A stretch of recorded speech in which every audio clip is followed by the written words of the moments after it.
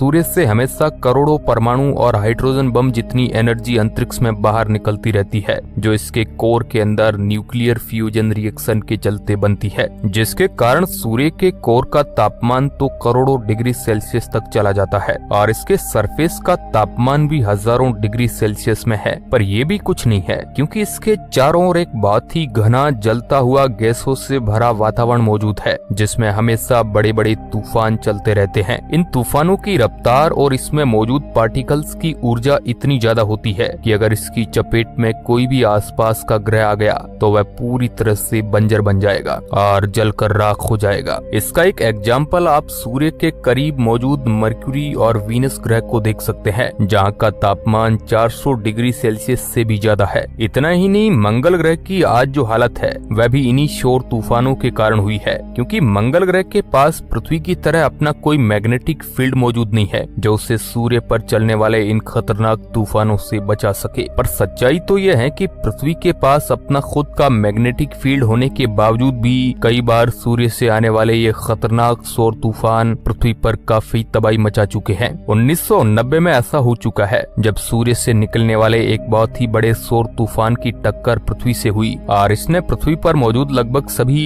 Electronic जो satellite है उनको काफी नुकसान पहुंचाया था। इससे अरबों डॉलर का नुकसान हुआ था और पूरी दुनिया का कम्युनिकेशन एक दूसरे से काफी प्रभावित हुआ था। और उस समय तो इंसान इतनी टेक्नोलॉजी का प्रयोग भी नहीं करते थे, और आज के समय तो बच्चे बच्चे के पास मोबाइल फोन मौजूद है। दुनिया में हर काम इंटरनेट की मदद से आज हो रहा है और पृथ्वी की ऑर्बिट में भी हजारों सैटेलाइट घूम रही है। ऐसे में अगर आज कोई ताकतवर सौर तूफान पृथ्वी से टकराया तो ये पृथ्वी पर काफी ज्यादा तबाही मचा सकता है और हमें बिना इंटरनेट कर सकता है। इसलिए वैज्ञानिक लंबे समय से सूर्य और इससे पैदा होने वाले सौर तूफानों पर रिसर्च करना चाहते हैं, ताकि हम इन्हें समझकर भविष्य में किसी बड़े सौर तूफान की तबाही से बच सके। इसलिए 12 अगस्त 2018 को नासा ने पार्कर सोलर प्रोब नाम का एक स्पेसक्राफ्ट सूर्य की ओर लॉन्च किया, जिसका काम सूर्य के सबसे करीब जाकर उस पर चलने वाले सौर तूफान और उसके स्ट्रक्चर पर रिसर्च करना है। इसी स्पेसक्राफ्ट में कई कैमरे और आधुनिक उपकरण भी लगाए गए हैं और जैसे जैसे ये सूर्य के करीब जा रहा है हमें कई नई चीजें जानने को मिल रही है। और अब तो इसने सौर तूफानों को भी रिकॉर्ड करना शुरू कर दिया है, यानी जो सौर तूफान कुछ समय पहले तक हम केवल पृथ्वी के पोल्स पर अरोरा के रूप में देख सकते थे, आज के समय में सोलर प्रोब की मदद से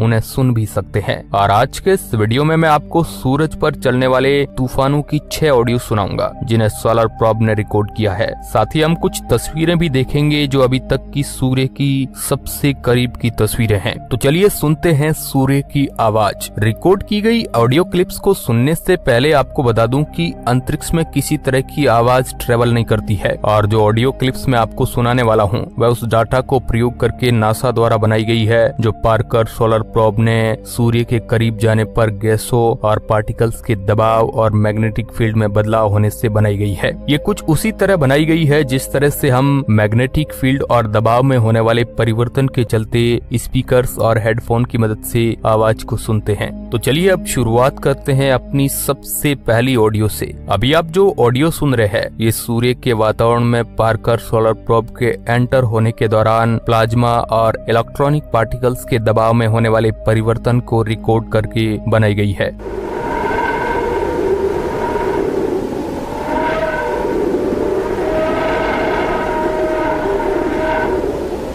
इसके अलावा जो आप वीडियो देख रहे हैं ये भी सोलर प्रोब द्वारा रिकॉर्ड की गई है, जिसमें आप सूर्य से निकलने वाले पार्टिकल्स को काफी तेजी से बाहर जाते हुए देख सकते हैं। वैज्ञानिकों का कहना है कि इस ऑडियो में जो आवाज ऊपर और नीचे हो रही है ये सूर्य के वातावरण में मौजूद गैसों के दबाव में तेजी से होने वाला परिवर्तन है। अब बारी आती है हमारी दूसरी ऑडियो की। ये ऑडियो सूर्य के थोड़ा और करीब जाकर वहाँ पर गैसों में आने वाले परिवर्तन से रिकॉर्ड की गई है।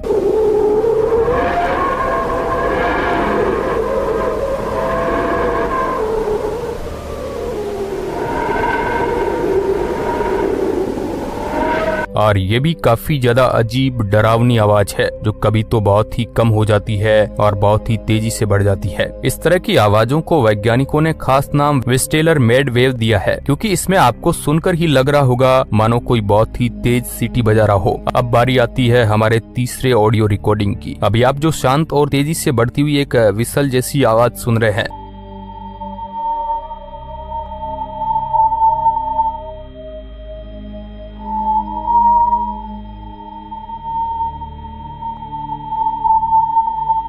ये सोलर प्रोब द्वारा रिकॉर्ड की गई हाई चार्ज पार्टिकल के प्रेशर में होने वाले दबाव की रिकॉर्डिंग है। यह ऑडियो रिकॉर्डिंग इसलिए भी खास है क्योंकि इससे सूर्य से निकलने वाली एक खास तरह की वेव से रिकॉर्ड किया गया है, जिसे लंगमोयर वेव कहा जाता है। इस तरह की वेव काफी ज्यादा हाई फ्रीक्वेंसी पर ट्रेवल करती है और जब सोलर प्रोब द्वारा रिकॉर्ड किए गए इस डाटा से ऑडियो फाइल बनाई गई तो उससे हमें इस तरह की हाई पिच ऑडियो मिली। चलिए अब चलते हैं हमारी चौथी रिकॉर्डिंग की ओर।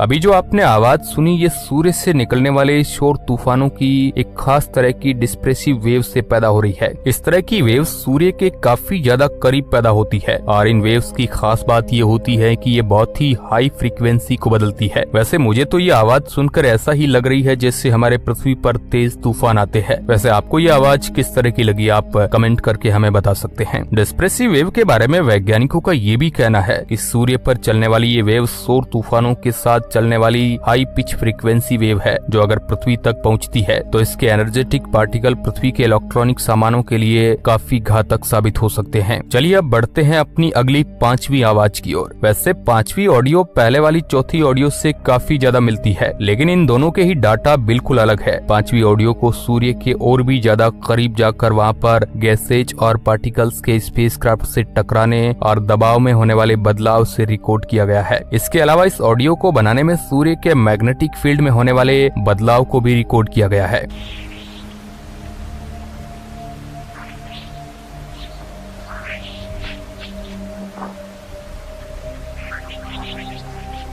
यानी इस पांचवी आवाज में आप जो आवाज सुन रहे हैं ये सूर्य पर चलने वाले सौर तूफान और सूर्य के मैग्नेटिक फील्ड में होने वाले बदलाव दोनों से ही मिलकर बनी है। और वैज्ञानिकों की माने तो इस आवाज और डाटा की मदद से वह सूर्य पर चलने वाले सौर तूफानों के समय अंतराल को समझ सकते हैं। कहने का मतलब है कि भविष्य में हम इस डाटा की मदद से ही ये प्रिडिक्ट कर पाएंगे कि सूरज पर चलने वाले सौर तूफान कब और कितनी तेजी से आते हैं। चलिए अब बढ़ते हैं छठी और सूर्य की आखिरी ऑडियो रिकॉर्डिंग की ओर। ये ऑडियो रिकॉर्डिंग इसलिए भी खास हो जाती है क्योंकि ये पहली ऐसी रिकॉर्डिंग है जो सूर्य पर चलने वाले सौर तूफान या फिर मैग्नेटिक फील्ड डाटा से रिकॉर्ड नहीं की गई है, बल्कि ये ऑडियो रिकॉर्डिंग उन छोटे छोटे मीटियोरॉइड यानी पत्थरों की है जो सूर्य के स्ट्रॉन्ग ग्रेविटी से बंधे हैं और सोलर प्रोब के करीब 70,000 किलोमीटर से सूर्य की ओर बढ़ने के कारण लगातार इससे टकरा रहे हैं।